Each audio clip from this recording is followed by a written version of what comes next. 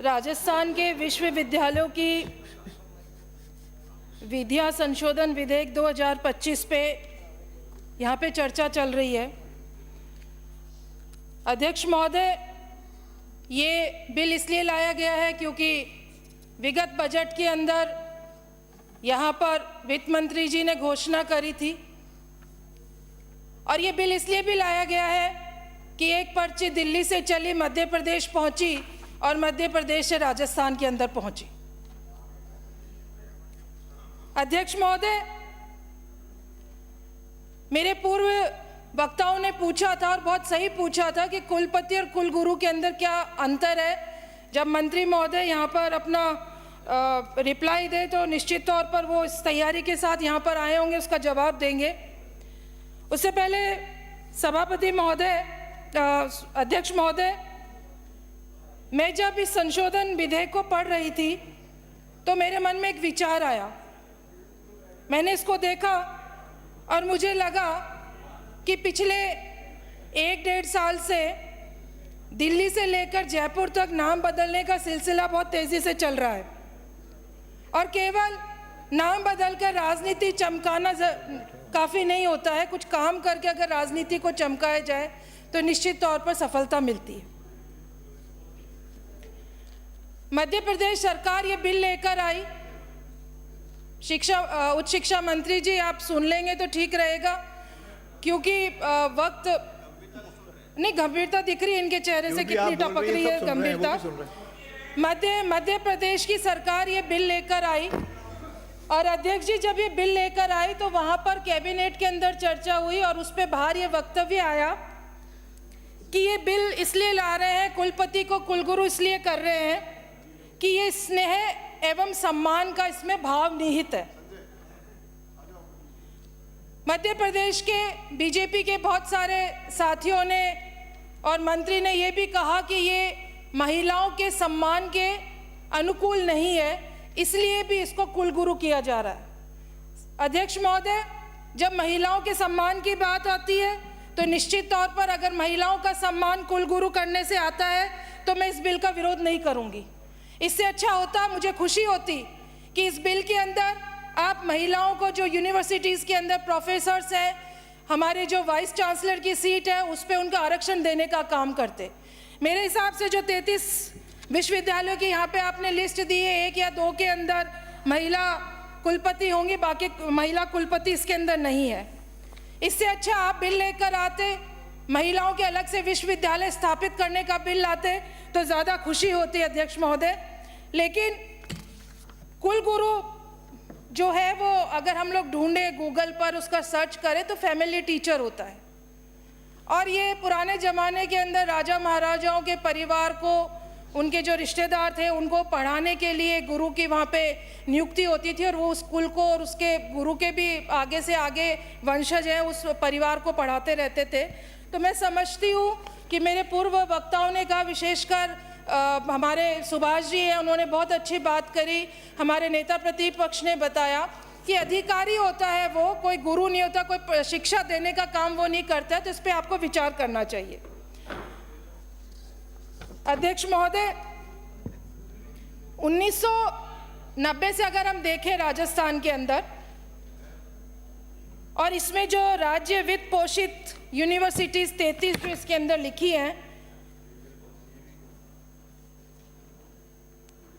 उसके अंदर अगर देखें तो 1990 से 2025 तक 35 वर्षों के अंदर राजस्थान के अंदर 27 सरकारी विश्वविद्यालय खोले गए।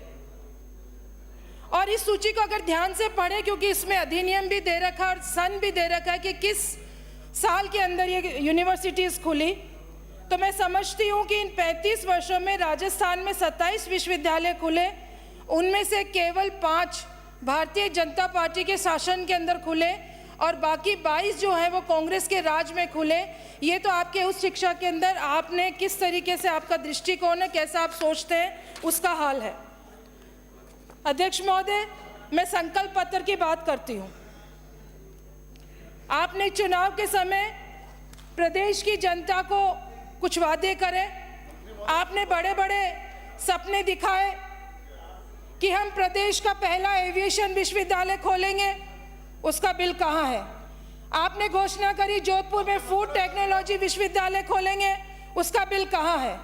आपने कहा कि राष्ट्रीय डिजाइन संस्था का परिसर स्थापित करेंगे, उसका बिल कहाँ पर है?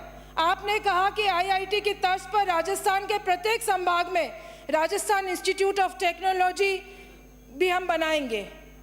आपने घोषणा जरूर करी है राजस्थान इंस्टीट्यूट ऑफ टेक्नोलॉजी की, लेकिन भरतपुर, बीकानेर, अजमेर में जो पहले से इंजीनियरिंग कॉलेज चल रही थी उनका नाम आपने बदलने का काम करा, उसको ये नाम देने का काम।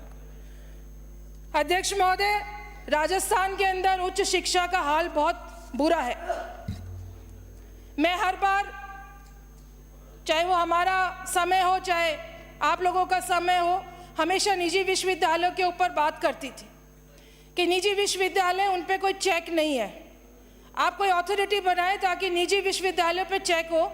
मेरे विधानसभा क्षेत्र मंडावा में जेजेटी यूनिवर्सिटी, आपसे भी मेरी बात हुई थी मंत्री महोदय, और हमारी सरकार थी तब, हमारे जो मंत्री थे उनसे भी बात हुई थी।